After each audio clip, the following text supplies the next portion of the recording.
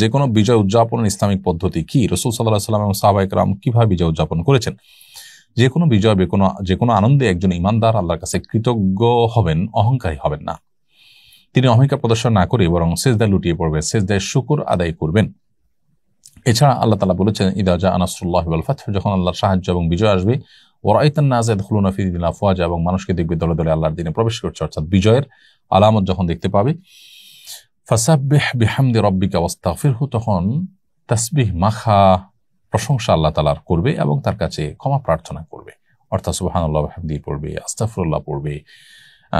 এটি হলো বিজয়ের পর করণীয়। নবী করিম সাল্লাল্লাহু আলাইহি ওয়াসাল্লাম মক্কা বিজয়ের পর তিনি মক্কার মানুষদের প্রতি ক্ষমাশীলতা প্রদর্শন করেছেন, সবাইকে ক্ষমা করেছেন এবং কোনো প্রকার প্রতিশোধ পরায়ণতা তিনি প্রদর্শন করেননি।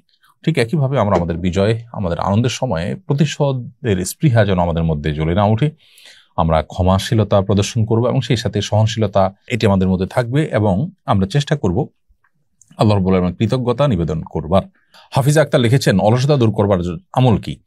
অলসতা দূর করবার জন্য প্রথমত দরকার হলো প্রচুর পরিমাণ মোটিভেশন। আপনি যেভাবে মোটিভেটেড হতে পারেন সেইভাবে মোটিভেশন নেওয়ার চেষ্টা করবেন।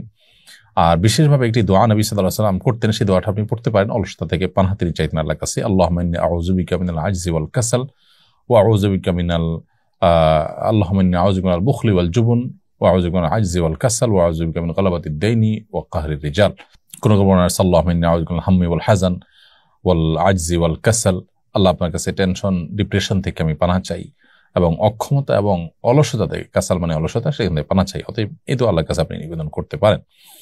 আর এর বাইরে যারা কর্মচঞ্চল মানুষ, যারা অলস নন, সেরকম মানুষের সান্নিধ্য, তাদের সংস্রব, তাদের সাথে উঠা বসার মাধ্যমে মানুষের অলসতা দূর হয়। আরিফুল হক লিখেছেন, কিভাবে দুশ্চিন্তা দূর করবো? দুশ্চিন্তা দূর করবার জন্য আপনি দোয়া পড়তে পারেন, আল্লাহুম্মা ইন্নী আউযু বিকা মিনাল হাম্মি ওয়াল হাযান ওয়াল আজজি ওয়াল কাসাল ওয়া আউযু বিকা মিন গালাবাতিদ দাইনি ওয়া কাহরির রিজাল। আল্লাহ আপনার কাছে হাম এবং হাজান অর্থাৎ টেনশন, ডিপ্রেশন, পেরেশানি থেকে আমরা পানাহ চাই, আশ্রয় চাই। আল্লাহর আশ্রয় চাওয়া এটা হলো সবচেয়ে বড় উপায় ডিপ্রেশন দূর করবার জন্য।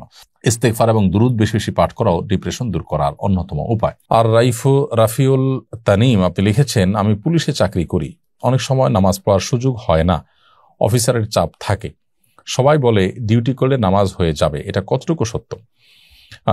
ডিউটি করলে নামাজ হয়ে যাবে এটা একেবারেই ভুল কথা, মিথ্যা কথা। আপনি একজন মুসলিম হিসেবে আপনাকে সময়মতো নামাজ অবশ্যই পড়তে হবে। ইন্না সলাতা কানাত আলাল মুমিনিনা কিতাব মাওকুতান, নিশ্চয়ই ইমানদারদের জন্য সালাতকে আল্লাহ তাআলা নির্দিষ্ট সময় পড়াটাকে ফরজ করে দিয়েছেন। বিধায় আপনি দুনিয়াবি ডিউটি করলে না নামাজ আদায় হয়ে যাবে, এটি একেবারে মূর্খতা সুলভ, অজ্ঞানতা সুলভ কথা। নামাজের দায় থেকে আপনি মুক্ত হবেন না, আপনাকে নামাজ আদায় করতে হবে ঠিকই।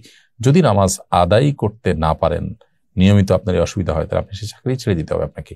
হালাল রুজির জন্য, বেঁচে থাকার জন্য মানুষ অনেক উপায় অবলম্বন করতে পারে, কিন্তু নামাজের কোনো বিকল্প কিন্তু নেই, অতএব আপনাকে আদায় করতে হবে। আস-সুন্নাহ ফাউন্ডেশন, উম্মার স্বার্থে সুন্নাহর সাথে।